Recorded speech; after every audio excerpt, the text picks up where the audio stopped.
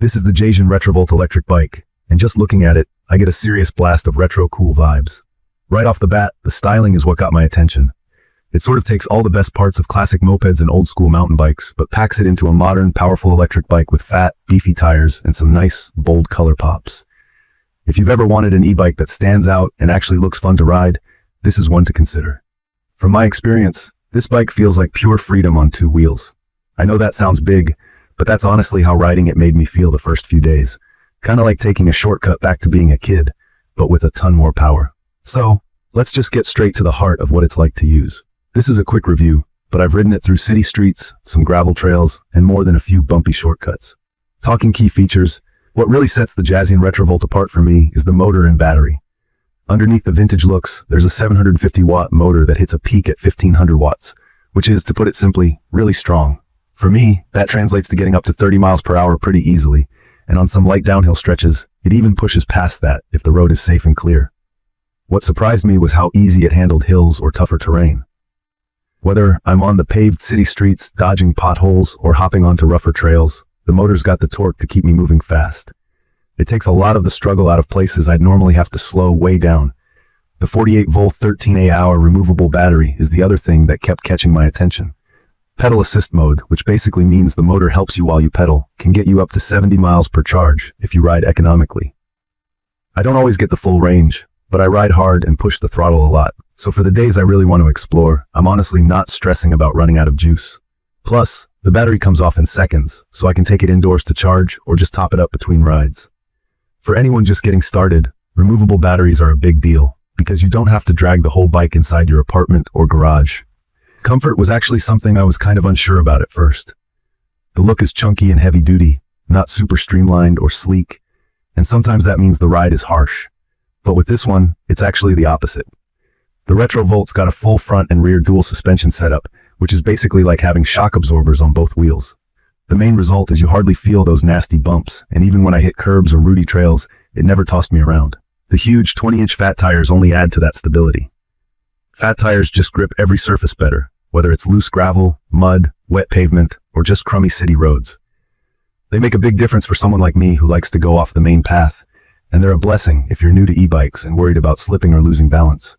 One early concern I had with the Jasion RetroVolt was the overall weight. This thing is built from high-carbon steel, so it's really sturdy, but it's not light if you have to carry it up steps. If you store your bike in a basement or on a rack, be prepared. It's not just a quick pick up and go. At the same time, that weight works in your favor once you're moving. The bike is super stable, and I always feel safe even at top speed or on nasty roads. If you've ever been on an e-bike that felt wobbly or cheap at high speeds, you'll definitely notice the difference with this frame. The RetroVolt has a pretty solid digital LCD display right by the handlebars. For people newer to e-bikes, this is how you see your speed, how much battery you've got left, and which riding mode you're using. I use the screen whenever I switch between pure electric, full throttle, no pedaling, pedal assist, or just regular pedaling.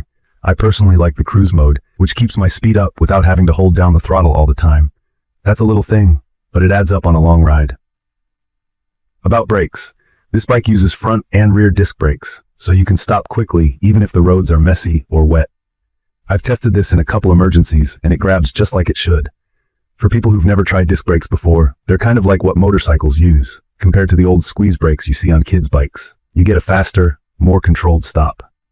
As far as user-friendly touches go, the bike comes about 90% pre-assembled out of the box. I still needed to put a few things together, twist some bolts, and set up the handlebars and pedals, but honestly, that took less than an hour. If you're not super handy, you can probably manage with just YouTube and basic tools. And for folks who ride at night or in early morning, the built-in LED headlight and taillight are bright enough for traffic to see you, which adds to that peace of mind. Something else important for new riders. The RetroVolt supports up to 450 pounds, so it's actually pretty inclusive for most adults, or for those times you want to toss a heavy backpack or cargo on the rear seat. The seat's firm, but in a good way.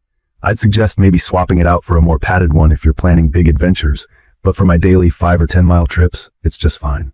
Now, it wouldn't be a real quick review if I didn't mention the downsides. Like I said, the weight is a thing, and while the frame's overbuilt, it means you aren't picking this bike up with one hand.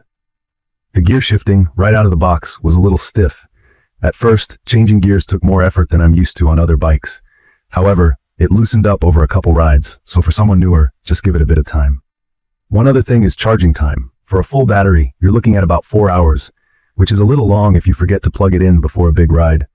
But it's not too bad if you get in the habit of charging it after each trip. In my opinion, the overall build quality, ride feel, and power of the Jasion RetroVolt make it a really compelling e-bike, especially if you want something that's not just another electric bike.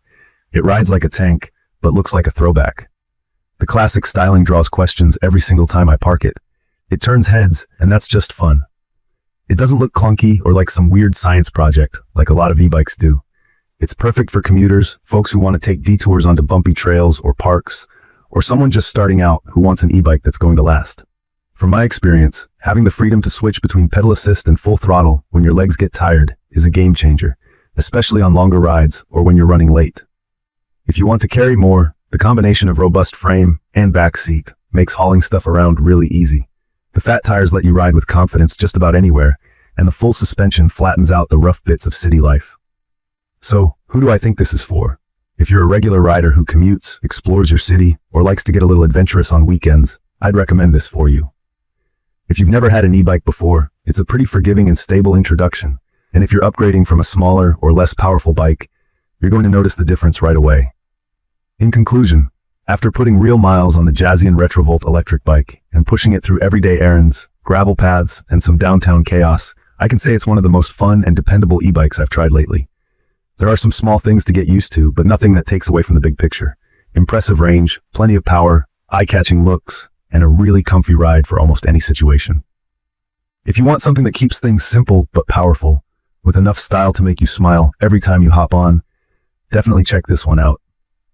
Check the comments of this video for a link to see the current pricing of the Jasion RetroVolt Electric Bike. Thank you for watching.